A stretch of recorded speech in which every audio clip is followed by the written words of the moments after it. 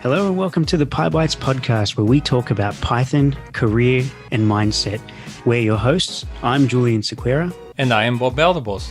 If you're looking to improve your Python, your career, and learn the mindset for success, this is the podcast for you. Let's get started. Hello and welcome to the Pybites podcast. My name is Hugh Tipping, and I am a PDM coach. I was actually on the Pybites podcast before, episode 91.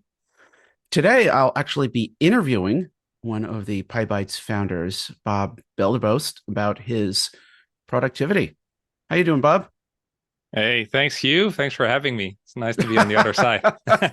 Yeah, it is interesting to be on this side of things. So thanks for letting me do this. It's going to be fun. So, I think this podcast comes out of some of the conversations you and I have had. You produce really an impressive amount of content, a lot of written content, video content. You conduct weekly live coding sessions, a new topic each week or part two of a previous topic that you've done. I've been impressed by how much you churn out, and I'm curious as to how you get all of this done. So I have a couple of questions for you. The first one is to kind of walk me through a typical day for you with Pybites. How do you manage your time to ensure that you can produce content, you can coach people, you can run a business? How do you manage your time day to day?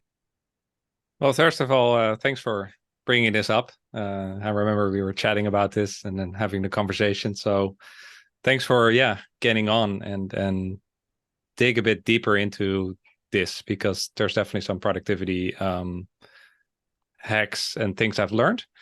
So the typical day, I'm not that structured at all. So people say don't do email first thing in the morning. I don't do that, but I do like a quick round of Slack catch up, code review, see how the team is doing in the morning before I'm actually getting into the deep work. But then mid-morning or still relatively early, I start to produce stuff generally, and that's often writing first. But it also depends the medium, because YouTube, for example, I can do at any hour, sometimes till very late. But the thing I do is I distinguish. There's that Graham essay, right? Maker's time, manager's time. So there are parts of the day that I'm in focus mode, deep work, Cal Newport, and the parts of the day where I'm more in interruptive mode and do more like meeting, Slack type of work, right? So I do distinguish those to try to stay focused. I also almost always add in a gym break or some decompression time. And I barely ever work after 7 p.m. So I have definitely recharge moments in the day, also take weekends off. So I try to keep a balance to not burn out, right? Right. So you take breaks, and you take them at specific times, and you sort of segment that time. Yes. I don't have like an alarm like at 11 a.m. I need to take a break. It just feels like I'm sitting too long, or I get hungry, or I need water. So those kind of breaks, but also the more extended one, like in the sense of evening, recharged, kids, family, weekends, take 2 days off, come back refreshed on Monday. And that has been very helpful. Okay. So it looks like you set time for specific pieces of work. You set time for your family, and so you don't let other stuff intrude in those blocks of time when you've decided to do something for that period. Yes. The boundaries are important. Also with small things like I don't have Slack on my phone, right? I don't have social apps on my phone. So when I'm on my phone, I cannot get back into the work. So I definitely add boundaries to keep things focused and therefore separated. Yeah, Excellent. And it seems like you really do stick well to them, given the amount of content you do put out there. So that's a segue into my next question is, what does your planning process look like for making content? it's a great question. So it does change quite a bit. So I've recently switched to having dedicated days for stuff, but that's very hard because I say like Monday's going to be the content day and we'll produce all the content. That's not happening. That's Monday, typically come back from the weekend. You have a lot to catch up on, right? The coaching and the team and management stuff. But on Monday, two big ones are the 5-bullet weekly newsletter and ideally the podcast recording. We're recording now on Wednesday, so it's obviously not always Monday, but those are kind of two big wins I want to hit on Monday generally. The rest of the week is quite random with the content, right? So it's YouTube and writing can happen on any day. It also kind of depends on the inspiration and the other commitments I have in my agenda. But from a planning process, a big tool we use actually is Pybites Organic content tool, which is a calendar-like interface where we can plan out certain content and have it write it in the tool and have the team review the content as well. So that kind of, is an important planning and content tool we use, and that works really well. So it looks like it's also a collaboration tool. So you get, before you put the content out there, you're asking for opinions and people to go over it. Certainly, yeah. We review all the content, and I mean, some of the content. Last week I added a feature that you can self-approve your content because sometimes you just reuse a Python tip you already know it works. It's part of the official book we have, and then I might just post it. Or, but yeah, most of the content you just want to have a second pair of eyes. You also grow a lot from the feedback you get, so that's a general flow. In terms of planning, we don't really plan ahead that much. We have, for example, a GitHub repo for YouTube content production, and then we just log issues for every video we want to do or idea we might have. And then we use the Kanban feature, the GitHub projects, to then plan it out for this and the next week. So that brings some structure, but again, it's pretty loose overall, I would say. Yeah. Yeah, it sounds like it's loose, but you do track it. You do keep a list of things that you're interested in, and so do you look at this list and then just pick something and then run with it? Yeah, oftentimes it's pretty random like that, or it's something that comes up from feedback from a client or somebody in the community, or you start to see trends like everybody struggles with imports and packaging. So you might prioritize that because you know that's going to hit with people, right? Because they have those common struggles. So the advantage of not being too strict with your planning is that as feedback comes up, you're always very keen on getting feedback and tailoring our content towards that feedback. That way we can quickly iterate, I would say. Okay, so a lot of the ideas for what to produce comes from the community, comes from people as part of the PDM or PDI program, right? Correct. Yeah. And that's right. Also the most fun content, right? Stuff that happens on the coaching calls or in the coaching sessions. As you're working so closely one-on-one with people, you see the real struggles, right? And ideally, we want to be our content very practical towards those common issues. Given the reactions you get from people on LinkedIn and Twitter and other places you publish it definitely from my perspective, I found a lot of the tips relevant. So I like the fact that you're producing stuff that people have actually asked for, you know, that they actually want. So that keeps it relevant, I think. Yeah. For example, last week we did a video on the dictionary dispatch pattern, and that got quite some traction in terms of, traffic, likes, comments.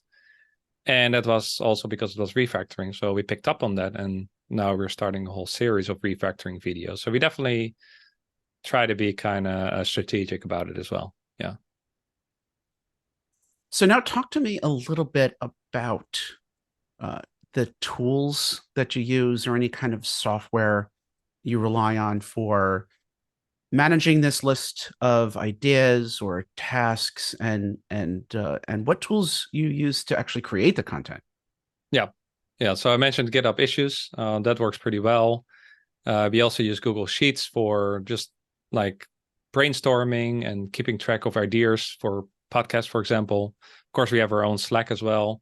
The organic content tool is massive for, again, writing, submitting, and reviewing. Actually adding an idea wall as well to first have the team add ideas before we materialize those in content pieces. For podcasting, we're not that advanced. We're currently recording on Zoom, and we found that good enough. I use Camtasia for the video editing, which works pretty well. Pretty happy with that. ChatGPT for ideas and also fine-tuning of content I've already written. Sometimes you can already do that first review through ChatGPT. It's just wonderful what it suggests and how it makes it better. And we built our own IronScribe, which you also discussed here on the podcast, for transcription. So I can upload a video and it gives me captions, and we can also make video clippings or snippets we can then post to social media as well. So those are some of the tools, and feel free to dive deeper because I might forget a couple of them actually. Well, yeah, I want to talk to you a little bit about IronScribe. It seems like you found a need for automation and you just built something that you needed. Talk to me about that. Yeah, it was a tool we built 2 years ago, and it seemed that there was a need for transcriptions. So we wanted to build another tool, like we did with CMS, like we did with Organic, the coding platform. So yeah, let's do it. It was a nice challenge. So again, Django, Celery, and all the stack, and assembly AI for their API to send in the MP3 file and get the transcriptions back, which are of pretty good quality. Although now you also have Whisper, so I wonder how that would potentially work. But yeah, so we also did a lot of JavaScript and made it a really nice front end. So it was kind of a learning project / potential new SaaS business idea. Honestly, it never really came from the ground business-wise, but we still use it as a tool for ourselves. And although we know uploading the transcriptions to the videos as a matter of priorities and other things we do, we still use the tool just to get the transcript for ourselves. Because, for example, I upload the video, get the transcript, put it into GPT, and say, like, can you make a summary of this? And does a great job, which we could even automate in that tool if you use the OpenAI API. And as I mentioned, the video clippings are super cool as well, because it can make those 20-30-second video fragments with transcriptions, which are nice to kind of like a sneak peek of a video or something like that. So it was a tool. Long story short, it was a tool, scratched our own itch. We learned a bunch of new technologies as well. And yeah, it's still pretty useful, even though it's just for ourselves. Yeah, I think that's a great inspiration to the listeners on the podcast, that if you need to do something, you need to automate it. There's nothing really out there, or there's a lot of expensive stuff. Sit down, learn the Python to do it, and then just go. That's how you will best learn. Learn by doing. Yeah. Jet learning. Hey, this is Bob, and a quick break from our episode. We're right back because we want to give you the opportunity to learn about our Pybites Practical Productivity Pack. Yep, this is a pack that is designed to help you be more productive. It's not as simple as that, because there are so many pieces to productivity. There's mindset, and there's a heck of a lot of best practices to put into play here to really help you get there. And that's exactly what this course is designed to do. So what's inside the pack? All right, to start, there are 7 modules, and we start off with module 1, as you'd expect, which is all about a time audit. We move into goal setting, planning, habits, deep work, motivation, and end on perfectionism. These are really important pieces to help you break the habits you have, build good habits, and really start getting your productivity boosted. And all this in less than 4 hours of concise video content. Check out more information about the course at pybitesproductivity.com. Jet learning. Yes. Talk briefly about this concept of jet learning. So it stands for just-in-time learning. And I think we all at Pybites fully adopt that. And if you build a tool like IronScribe, you come up across a lot of hurdles, right? And you can, for example, you need to do something async with Celery, or there was a real challenge with uploading 1 gig video files, right? If you do that just through backend code, then your session will time out. It doesn't work, right? So we had to go some sort of JavaScript async route. And that was hard. So I got stuck a lot, and I could sit there and consume tutorials about that for hours. And then after 8 hours of tutorials, being stuck at the same place and not having any software, right? So a lot of it was just diving in, trying to solve the problem, getting stuck, and then just persist your way through it. And that's where you really learn, right? So that's that just-in-time learning. Like, don't consume complete resources. Just consume the information you need at that exact moment, which can be Stack Overflow, can be short snippets from the documentation, and these days, of course, ChatGPT as well. So let me shift the conversation a little bit. You, as I mentioned, you produce content prolifically. You put a lot of stuff out there. You're just you're kind of like a machine to me, and I'm impressed with what you put out there. But how do you ensure the quality of the stuff that you're putting out, since you put so much out? How do you know when something is good enough to put out there or publish? That's a great question, and it's hard to answer. I think in the old days, I was definitely perfectionistic about all this, and very hesitant to put anything out there. So I would say it's kind of a mindset shift of accepting that good is good enough, accepting that what you put out there is not necessarily final. You can always make edits, iterate, even if you got something wrong. And the fact that people comment and you can then have a conversation in the comments is a good thing as well. Might be a good thing because it's engagement. So a lot of it is dropping perfectionism. I think also if you do it so much, you just grow used to it. For example, the code clinics, you will remember the first, when we started years ago, I would shy away from live coding because I was afraid of making mistakes. And and then I shifted. Then I got feedback like, well, when you make mistakes, that's the best part of the session. So can you do more of that? And I was like, oh, so you basically give me the right to mess up on a live demo session? Yeah, please do so. And I found it valuable to watch you sort of, if you're learning something new, you sort of fumble around a little bit, you figure it out, or you get an error, you're not sure. I found it valuable watching to see the debugging process, to see you figuring it out. And I think it teaches us all how to debug properly in Python. It also teaches us that you're not going to get it right the first time. And even Python experts such as yourself still have a ramp up period with anything that's new. And it's okay to not be right immediately and to refactor it to make it better, as you've shown. So I found that valuable myself. And in fact, I think I was one of the people who gave you the feedback. Yes, keep making mistakes, please. It helps me. Yeah, thanks for that. Still grateful for that, because from that point onward, I made a 180-degree shift to make those clinics more raw and get stuck. And because, following along with the documentation, that's we probably all can do, right? But when you get stuck, and that's often what happens, what is the coach going to do? Well, he's going to debug, right? And you get all these valuable skills that are you often don't pick up from the tutorials. So yeah, it's just to get back to the original question, and dropping that perfectionism comes with time, comes with doing it a lot. Again, with YouTube, if people start out, they might take 8 hours to do a video because they edited it. Even with the podcast, we were making so many edits, every and ah.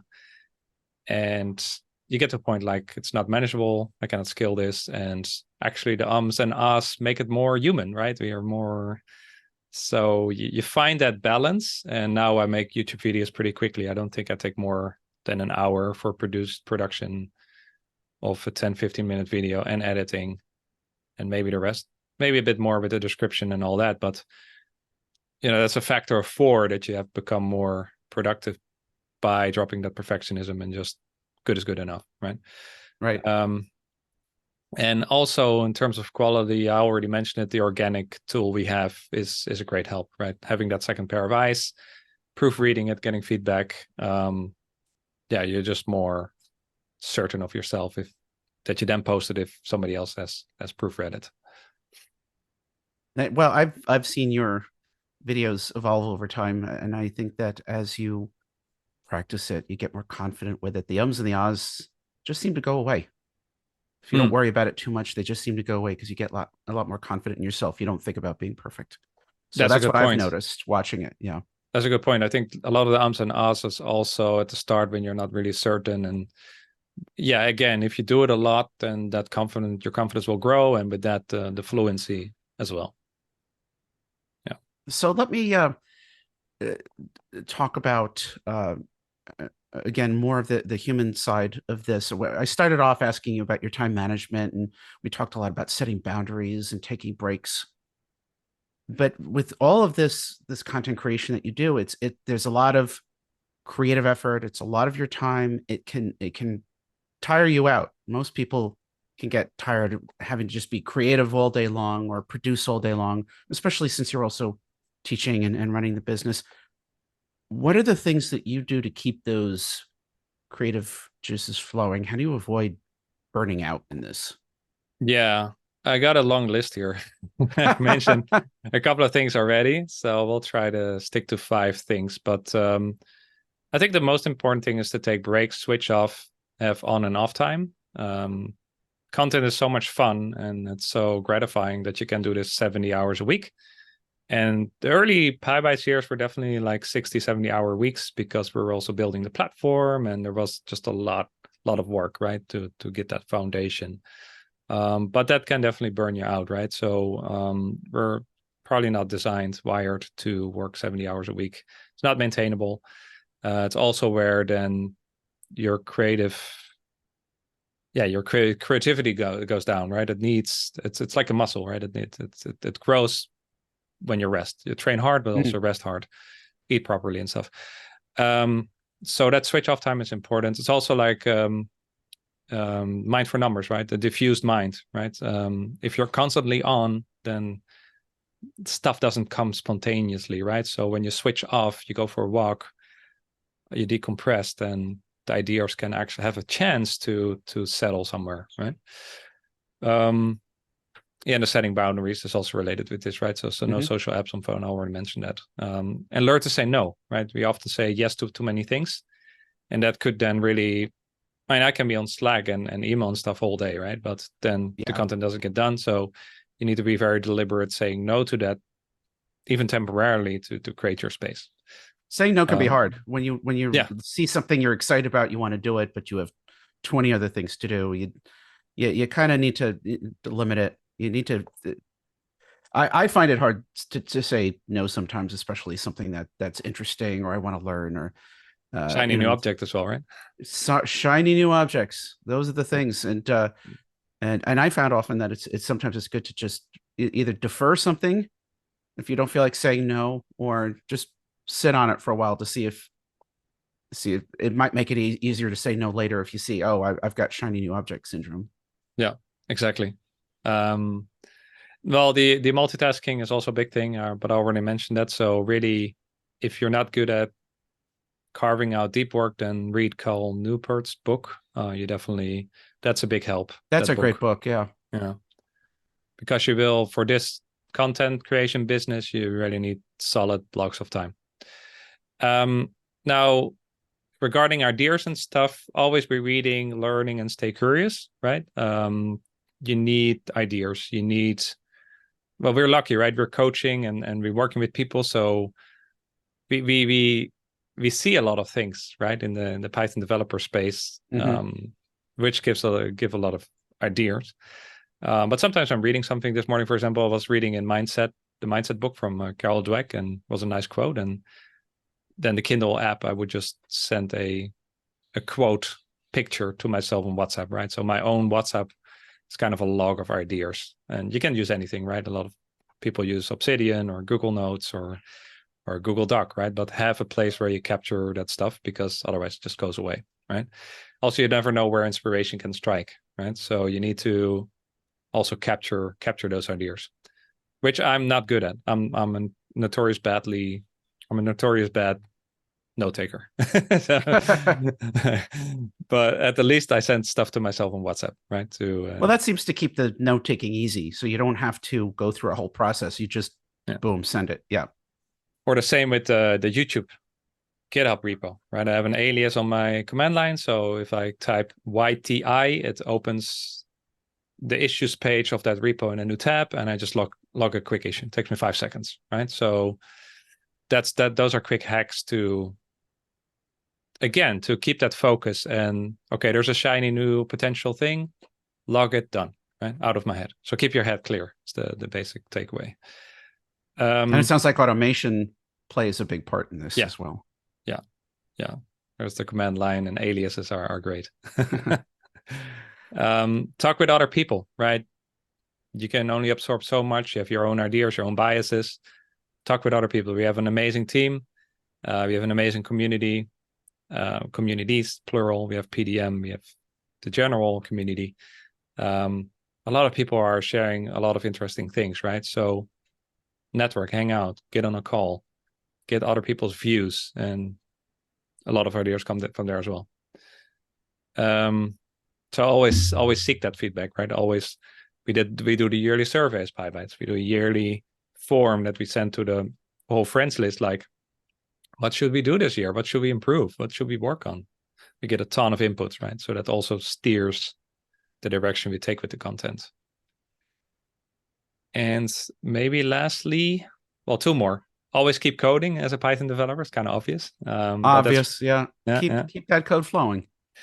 You get stuck. You have to look up things. You remembered of all the beautiful things Python has constantly, but also new things. Like yesterday, Robin was doing a LangChain code clinic, right? So he takes a new technology and libraries, and he just experiments with it, right? And and that can then also be inspiration for new content.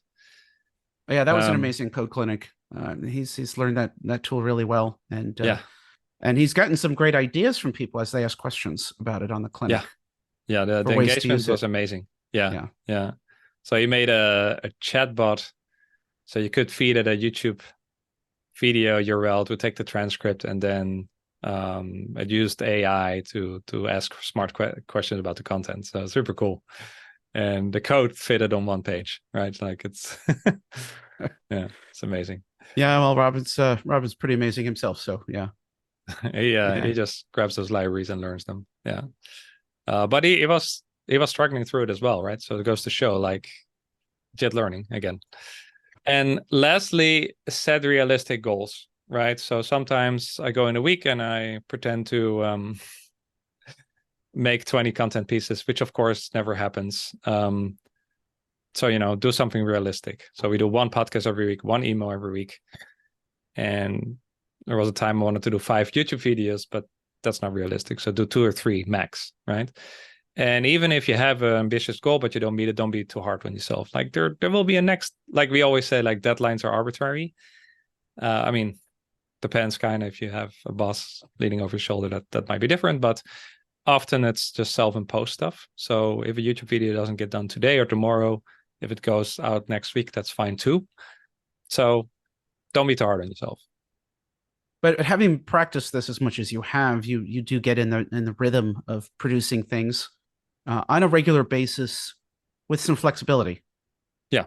Right. So and you and keeping a list of ideas, you can maybe do a couple of pieces and then just publish them maybe later over time, and you don't have to be so constrained during the week. Maybe you don't feel like doing content. Well, I've got some stuff lined up, queued up already. Yeah.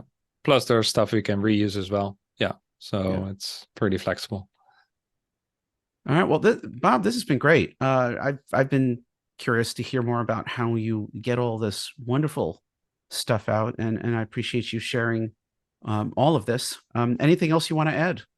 No, thanks for the great questions. I hope it gave you all you need. Is there anything left that you're still curious about? No, I think you've been pretty thorough in everything. And I think wherever you post this, whether it's LinkedIn or Twitter, you post this podcast episode, I think people should be encouraged to comment in the post and ask questions, further questions about productivity. And then perhaps you could also talk about a little bit about the productivity mindset and that part of the PDM program. Yeah. And we also have a course, right? We have the Pybites Productivity pack for our course. So that's a good companion. Yeah. All right. Excellent. Bob, well, thank you so very much. And Thank you. I look forward to your next YouTube video or blog post or whatever comes out. I'm sure there'll be several before the end of today. Thanks for listening, everyone, and we'll be back next week. We hope you enjoyed this episode. To hear more from us, go to pybites.friends. That is pybit.es/friends, and receive a free gift just for being a friend of the show. And to join our thriving Slack community of Python programmers, go to pybites/community. That's pybit.es/community. We hope to see you there and catch you in the next episode.